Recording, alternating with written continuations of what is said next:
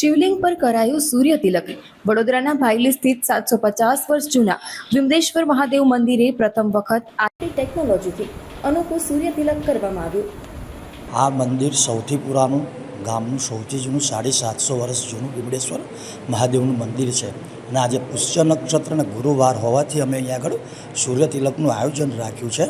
અને સરસ રીતે સૂર્યનારાયણ ભગવાનના તિલકથી અમે પૂજા કરી અને ખૂબ જ આનંદ અનુભવીએ છીએ.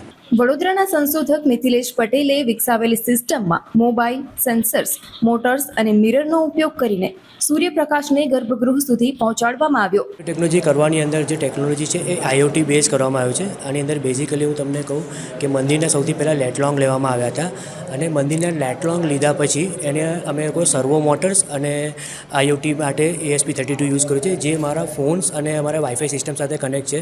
એટલે એ એંગલ્સને એ પ્રમાણે લેટિટ્યૂડ પ્રમાણે સનની ડિરેક્શનમાં સેટ કરે છે અને સાથે સાથે એની મુમેન્ટ્સને 0.5 ડિગ્રી પર સેકન્ડ્સ એને મુમેન્ટ આપી રહ્યું છે. સીધો સૂર્યપ્રકાશ ન પહોંચતો હોવા છતાં લાઇટ રિફ્લેક્શન ટેકનોલોજીથી શિવલિંગ પર સફળ સૂર્ય તિલક કરાયું. ટેકનોલોજી અને આસ્થાના આ અનોખા સંગમે સૌનું ધ્યાન ખેંચ્યું.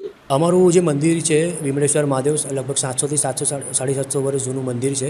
મંદિરનું જે એન્ટ્રી છે નોર્થ ફેસિંગની છે, તો વર્ષોથી મંદિરની અંદર સૂર્ય આવતો નથી.